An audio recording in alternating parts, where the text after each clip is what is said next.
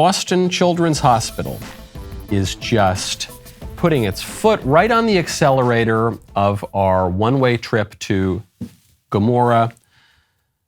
They are now offering gender-affirming hysterectomies for young girls. The slippery slope has gone, we're in warp speed on the slippery slope. It went from, we had a society where we understood that men and women are different, to a society where men and women were kind of seen as interchangeable. You know, feminism came around, a woman needs a man like a fish needs a bicycle. Then to a society, especially you see this in the gay rights movement, where men and women's roles, including in romantic partnerships, are totally blurred, and a man can be a woman and a woman can be a man. And then this was taken to its fullest extreme through transgenderism, where they said, no, a woman literally can be a man and a man literally can be a woman. And then we said, actually, if that's true, then it can't just be true for adults, it's got to be true for kids, because, you know, you're born this way, and you've got the soul of a woman in the body of a man from the moment that you're conceived, even though you're not really a person when you're conceived, but you're only a person when the feminists want to admit that a baby's become a baby. But that's actually a side point. I digress. We have to trans the children. It's very important. We're going to bring transgenderism down to even elementary school, and we're going to at the very least put them on totally reversible puberty blockers and those totally reversible cross-sex hormones. Even though all of these drugs that then get you on the hook to Big Pharma for life at a huge expense, huge profits for Big Pharma, even though they cause all sorts of problems, and you're beginning to see this osteoporosis, sometimes permanent sterility in kids, that's no big deal. Don't worry, it's totally reversible. Oh yeah, and now also we're going to surgically remove the wombs of children to accommodate this absurd fad, this cult called transgenderism. So says Boston Children's Hospital. Here's the advertisement. Gender-affirming hysterectomy is very similar to most hysterectomies that occur.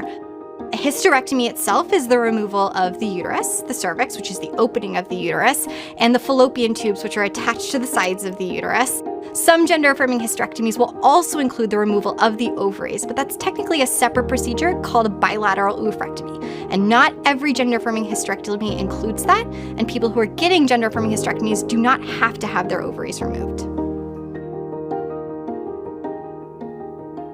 Smiley, smiley. Yeah, so what we're gonna do is, not everyone has to have their ovaries removed. Okay, you've noticed this, how liberal, usually white millennial women, they end every question, or every sentence rather, as though it were a question. And it always kind of ends up, and it's on a lilt, and it's really nice. It sounds nice, but you can tell there's a tension there, because what they're talking about is totally insane and really, really scary and vaguely threatening. So we're gonna remove your fallopian tubes and maybe take out your ovaries. But at the very least, little kids, we're gonna remove your womb. You expect, when you see this kind of evil in the country, you expect it to come with a pitchfork and horns and maybe a kind of scary, demonic voice. Listen, kids, we're gonna cut your womb out. But it's not how it happens, actually. It's even more insidious than that. It happens in the name of compassion and being really nice, and being really polite. And that's why, little girls, we're gonna chop your womb out, because you mistakenly think you're a boy, and we're going to affirm you in that delusion. And then you're going to regret it later on, and we're going to have destroyed your body and your life. Ha ha ha. Obviously, this should be shut down. Anyone who is donating any money to this hospital should stop. Look, I'm sure the hospital does great work. Otherwise, they need to put massive pressure, cultural and social pressure, to shut down this clinic, which is really performing true evil on little kids. And then we need political pressure to shut this down from the level of the city and the state. It needs to be banned. The people who perform these kinds of surgeries should be in prison. Certainly, maybe you have a kind of amnesty right now, and you say, okay, people who were wrongly doing this, you didn't understand it, it was legal, okay, so we're not going to throw you in the gulags yet, but now we've passed this law. If anyone even so much as thinks about performing the surgery afterward, you're going to prison, we're throwing away the key. We're going to treat you so viciously in prison, it will be as though you danced around the Capitol Rotunda in a horn hat on January 6th. That's how harsh we're going to be to you for chopping out the wombs of little girls, you freaking psychos. It's everywhere. This ideology is everywhere in society now. It's not just on the extreme crazy fringes of the Capitol Hill Autonomous Zone in some bizarre left-wing city with a bunch of anarchists and misfits and miscreants running the show. This is happening in our elite institutions. Boston Children's Hospital is a prestigious institution. It's happening right here in my own town. I love Nashville. Nashville's so great. I've been in Nashvillian now for 2 years or something. Love Tennessee. And you can even see it creeping in here.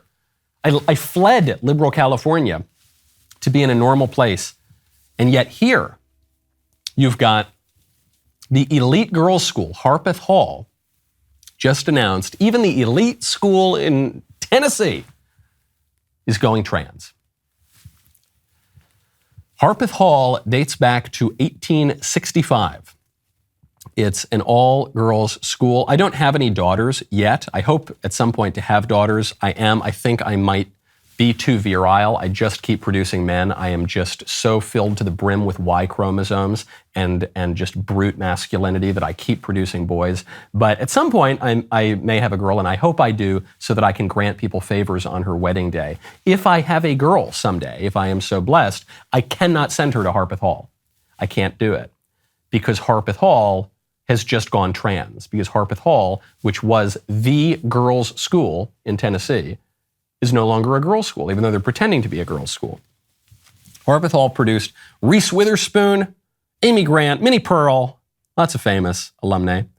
Not alumni. Alumni would imply just boys or boys and girls, but it's alumnae because it's just girls, but now they don't produce alumnae, they produce alumni. The website of the school says people need to live honorably and think critically. Until transgenderism, I guess, and then you throw critical thought out the window. The school's Board of Trustees, Diversity, Equity, and Inclusion Committee has just created this new policy at the request of the school's administration. The policy claims that trustees, quote, have heard from experts on the topic, shared educational articles, and consulted with other girls' schools. So here's how I know I couldn't send my daughter to Harpeth Hall someday in Nashville, because they don't know anything about anything. They say they've consulted experts. But you don't need an expert to know boys and girls are different. You don't need to be an expert to know that boys can't become little girls and girls can't become little boys. So if the school at the very highest levels is so confused on this that they don't know the difference between boys and girls, then I can't trust them to teach my daughter anything because they don't know anything. They are demonstrating such a degree of ignorance and idiocy, maybe willful ignorance, I suspect it is, that I couldn't trust them to teach my kids the ABCs. The policy, quote, any student who identifies as a girl may apply to our school. So they give in to the fad. And it's not going to turn out well. I mentioned this quote yesterday on the show. I don't know if it's from Fulton Sheen or Dean Inge. I don't know. I think the Catholics and the Protestants fight over who gets to claim this quote. It's a brilliant quote. I love it, whoever said it. Whoever marries himself to the spirit of the age will find himself a widower in the next. If you marry yourself to the spirit of the age, you will become a widow in the next, because the spirit of the age is always changing. And that's why you've got to ground yourself in eternal truths, not in passing fads. And transgenderism is a passing fad. That's not even a prediction. That's just an historical fact. Transgenderism has cropped up at various times throughout history in different forms, in different kinds of transgender expressions, I guess you could say. But it's come up as the Gnostic dualist heresy. It's come up in a way as Albigensianism, Catharism. It's come up in various forms, and now it's coming up in this particular transgender way. I'm glad you like that clip. Now, we've hit 1 million subscribers. That's great. We've got to hit 1 billion, okay? I think that's the logical next step. I don't know what kind of trophy you get for 1 billion subscribers. When you hit 1 million, you get a gold trophy. I assume you'll get, I don't know, kryptonite or something at 1 billion. I really want to hit it. So subscribe, like, ring the bell. We'll see you next time.